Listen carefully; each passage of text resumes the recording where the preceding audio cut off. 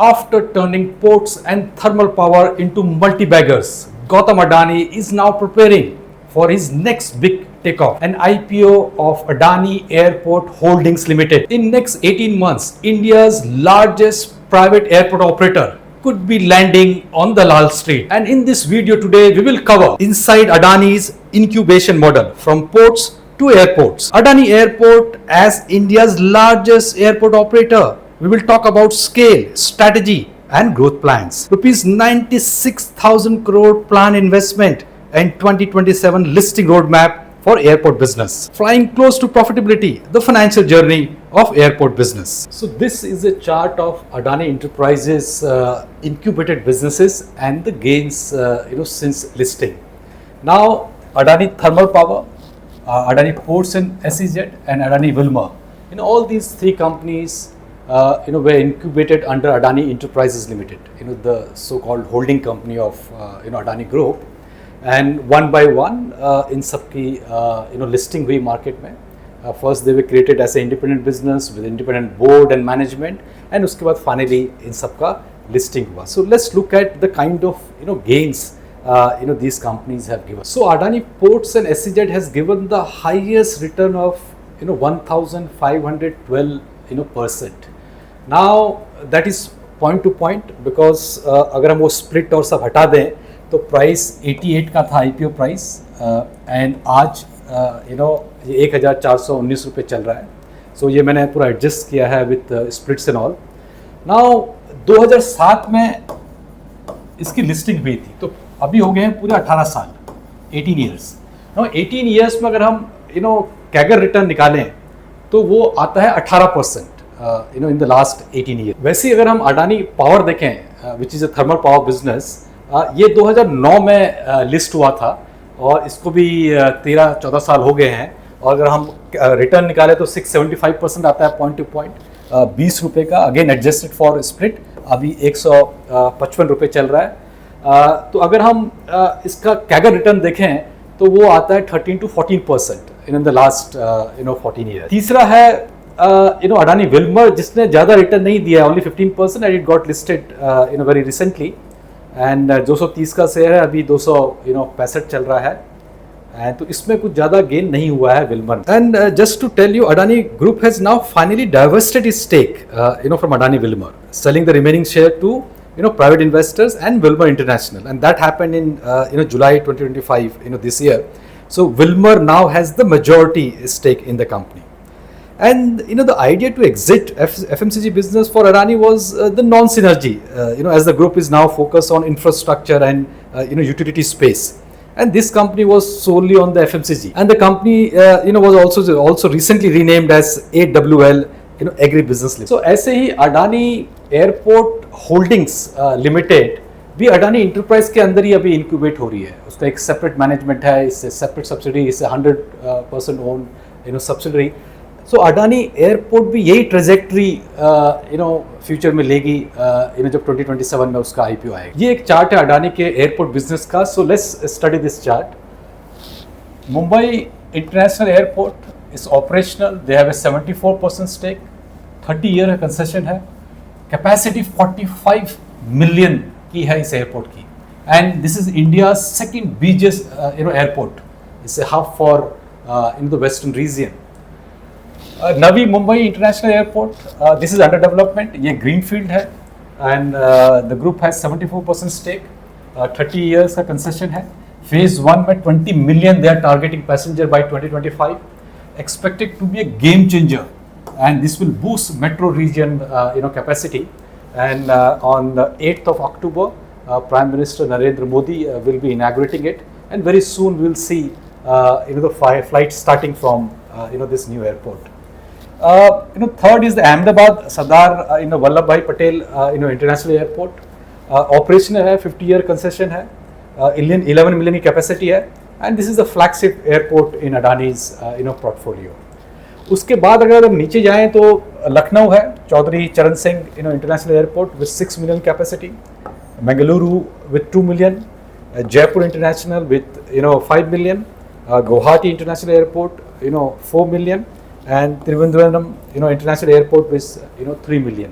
So this is the entire bouquet of Adani's airport business. So Adani Airport ने FY 24-25 में करीब 94 million passenger को संभाला, जो लगभग इसकी फुल कैपेसिटी के करीब है, और इसका प्लान है इसे 2040 में 3 गुना बढ़ा के 300 मिलियन तक ले जाने का।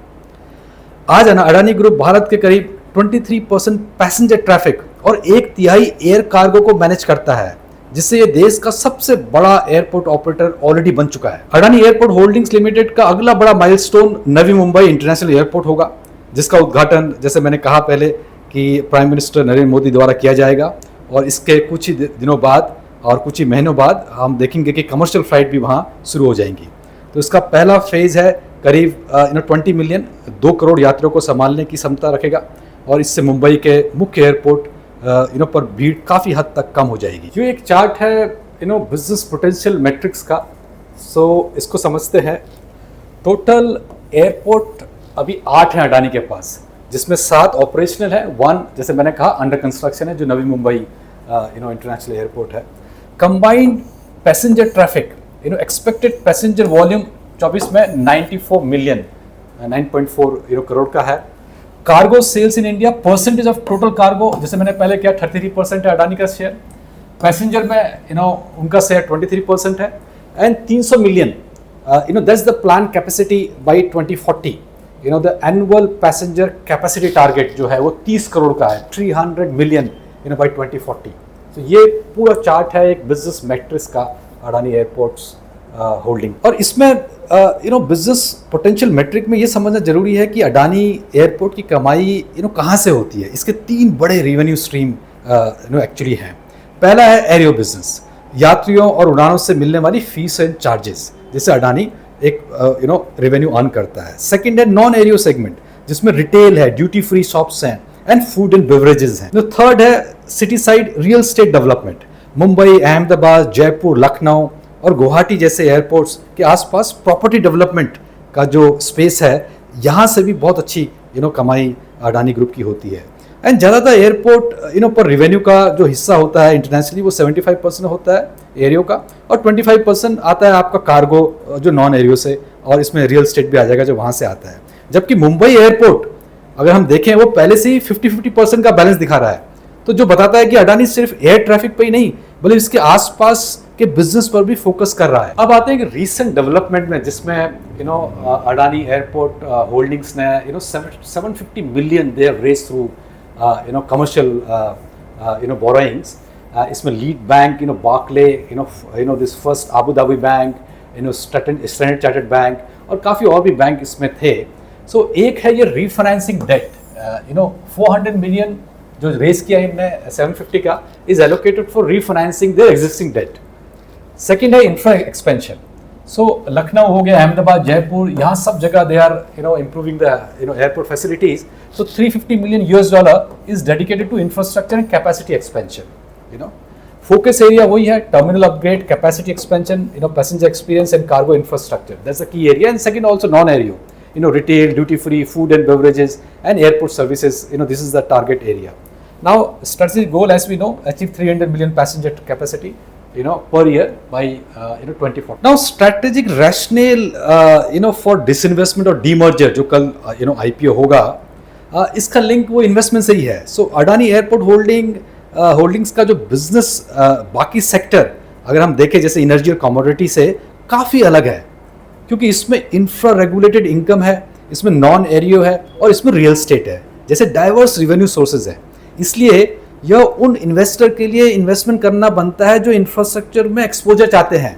सो कई ऐसे बड़े इन्वेस्टर हैं जिनको सिर्फ एयरपोर्ट में इन्वेस्ट करना है।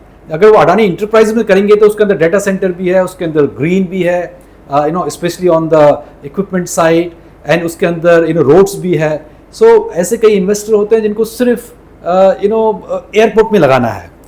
तो इस बिजनेस को अलग से स्पिन ऑफ करने से वैल्यूएशन डिस्कवरी के बेहतर तरीके से होगा और इन्वेस्टर को इसका ग्रोथ और इंफ्रास्ट्रक्चर वैल्यू अलग से समझने का मौका मिलेगा। अडानी एयरपोर्ट होल्डिंग्स लिमिटेड को स्ट्रेटेजिक इन्वेस्ट से इक्विटी करने का रास्ता भी खुल जाएगा। अडानी ग्रुप ने अगले 5 सालों में इस सेक्टर में 96,000 करोड़, जैसे हमने पहले बोला, का इन्वेस्टमेंट प्लान किया है। इसकी बड़ी कैपिटल नीड को देखते हुए इंडिपेंडेंट फंडिंग व्हीकल और कैपिटल मार्केट एक्सेस बहुत जरूरी है, बिकॉज कल अगर इसकी जो वैल्यूएशन डिस्कवरी होगी and since they it is Adani holds a majority stake in this company, they can divest and raise more funds via equity. अब आते हैं फाइनेंशियल परफॉर्मेंस में, एंड जैसे आपने रिसेंटली देखा होगा कई स्टार्टअप के IPO आते हैं एंड कई जगह में एसेट्स भी नहीं है, and these companies are running into losses for like 15 years 20 years and getting very good valuation. ये एक हार्ड एसेट जैसे आपने देखा 8 एयरपोर्ट्स ग्राउंड में ऑलरेडी हैं so it is backed by assets. So let's look at the performance. So अगर हम FY21 की परफॉर्मेंस देखें तो रेवेन्यू 3720 था और EBITDA 1150 था. नेक्स्ट ईयर FY22 में 5000 हो गया रेवेन्यू और EBITDA 1890 हो गया. Then 6000, 2100, then 8000 and finally FY25 में 10,000 का करोड़ का रेवेन्यू और EBITDA 3,480 का. And let's look at the EBITDA margin, 31%, 33%, 33%, 30% and 34%. So EBITDA margins are in the range of 30% plus for this airport business, and this is on the verge of turning around. So very soon we will see profitability in this business. That's why 2027 में group ने target किया है कि इसका IPO आएगा. By that time this company will be profitable. So ये overall profitability में सुधार दिखाता है कि कैसे अडानी एयरपोर्ट होल्डिंग के पैसेंजर वैल्यू में तेजी से बढ़ोतरी हो रही है. मुंबई और अहमदाबाद से बेहतर टैरिफ रिलाइजेशन हो रहा है और नॉन एरियो रेवेन्यू जैसे रिटेल है, ड्यूटी फ्री है, F&B है में स्टडी ग्रोथ से अडानी एयरपोर्ट को काफ़ी मजबूती मिल रही है. एनालिस्ट का मानना है कि FY26 एक टर्निंग पॉइंट हो सकता है जब नवी मुंबई इंटरनेशनल एयरपोर्ट चालू होगा और city side real estate development भी स्टार्ट हो जाएगा. तो वहां से भी एक बहुत अच्छी कमाई हो सकती है, बिकॉज होटल्स आएंगे और काफ़ी चीज़ें वहां पर बनेंगी. सीधे शब्दों में कहें तो ये बिजनेस अभी भारी निवेश के फेज में है, लेकिन प्रॉफिटेबिलिटी के बेहद करीब पहुंच चुका है थैंक्स टू मजबूत traffic growth and diversified income stream. See, this video is more of a know your company explainer, and I haven't done a detailed risk analysis because company is still 18 months away from its IPO, and once they file a draft prospectus with SEBI, I'll come back with a detailed risk analysis on this company. And if you are considering taking exposure in Adani Airport by buying Adani Enterprises, I suggest do consult your investment advisor before making any investment in this business. And I have a disclosure to make. I have investment in Adani Enterprises, Adani Power, and also in Adani Green.